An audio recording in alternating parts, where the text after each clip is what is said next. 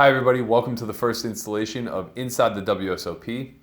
This will be a segment that we utilize in order to kind of give the what's going ons behind closed doors during the WSOP summer.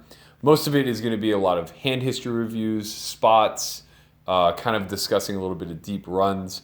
But this is going to be where we give a lot of the poker analytics of what a summer at the WSOP looks like. So today I want to start off with a hand from the 3K shootout, which was my first event of the summer, one that I was super pumped for. For those of you who are unaware of what a shootout format is, basically it is a sit and go where the winner advances to the next day in order to play another sit and go. So basically it starts off as a one table sit and go on day one. The winner moves on and is now in the money. Day two, the remaining winners will all collect. They will break down into even amounts of tables again. Again, the winners will advance in the pay rankings. And then day three will be just played out like a normal tournament. Usually there's somewhere in the neighborhood of 9 to 13 players left, and they'll just play down to a winner. So this is an event that, as a cash game player, I'm really pumped for because it's a winner-take-all format for the first 2 days. So you can kind of throw ICM out the window and get beyond a lot of the nuanced tournament spots and really just concern yourself directly with chip EV, making plus EV decisions, concerning yourself a lot less with tournament life and a lot more about just collecting all of those nice round betting discs at your table. I woke up feeling a little crappy today. I played very late in the big game last night and kind of didn't get a lot of sleep. But I managed to pull myself together and get there a level and a half late. So I came midway through level 2, and about halfway through level 3, I had an interesting spot come up. So I had just over starting stack. I had about 16,000 to start this hand, and I was in the small blind. The under the gun player, we were six-handed at this point. The under the gun player had about 5,000 chips and chose to open to 400. Under the gun 1 also had a 16,000 chip stack and called.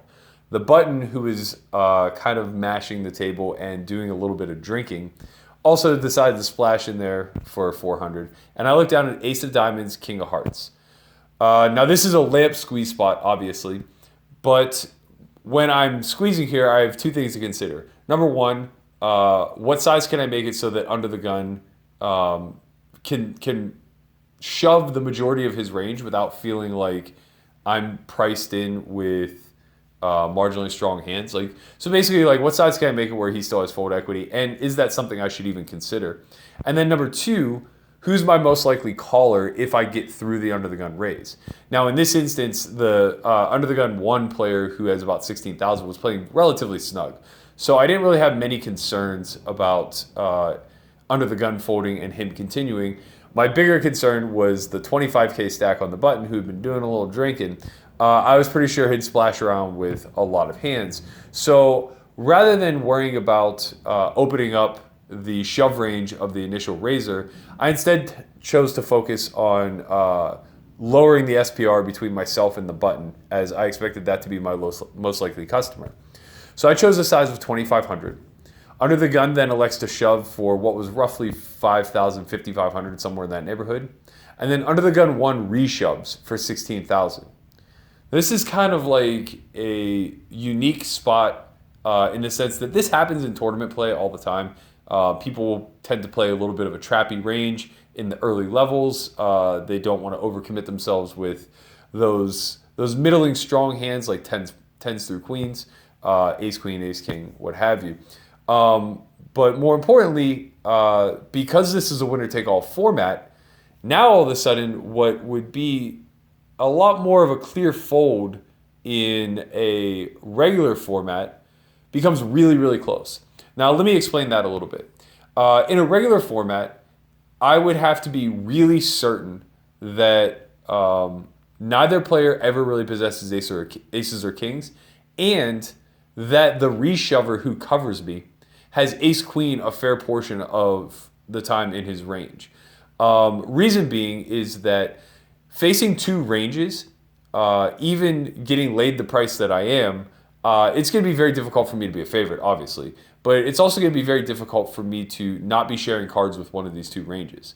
And that's really problematic for ace-king in this scenario because a lot of its equity is derived from being able to make one pair type hands. So in this particular format, because it's winner take all and you have to accumulate all the chips, we're really not looking to make any sort of exploitable folds.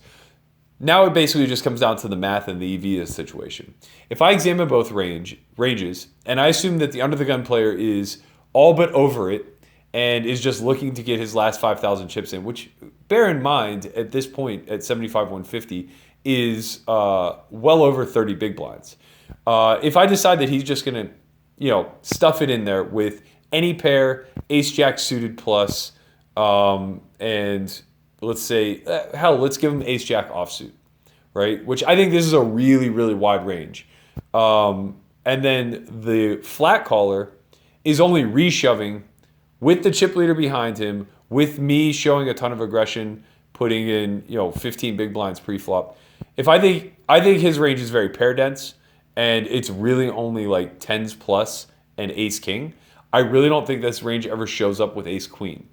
So just running the equities there, I'm about 29% against those two ranges, maybe 30, 31.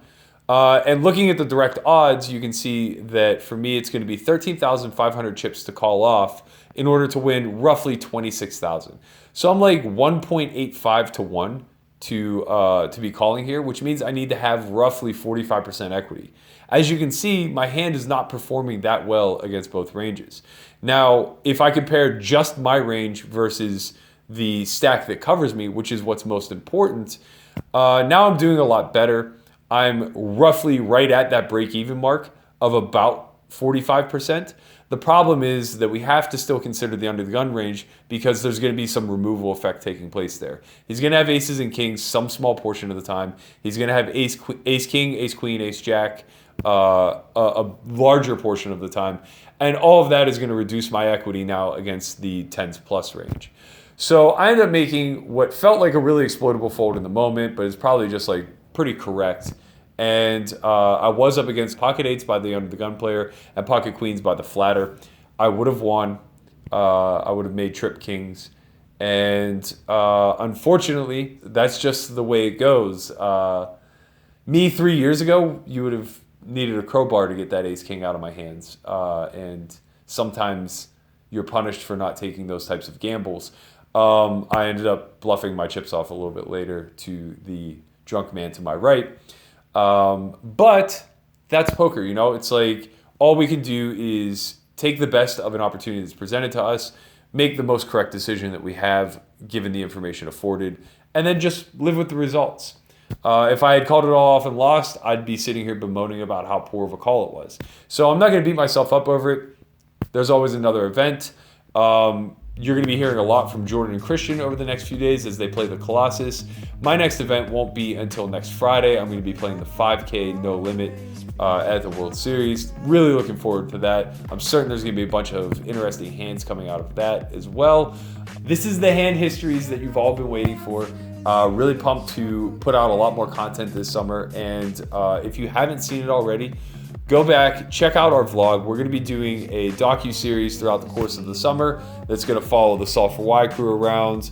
It's going to kind of give you an insight. We've basically turned the reins over to our film crew who have 100% all access to the WSOP. So stay tuned. Hit that subscribe button if you haven't already. Please like, comment below. Let us know. Give us some feedback, what you like, what you don't like, what you'd like to see moving forward. Thank you guys all so much. Good luck, guys.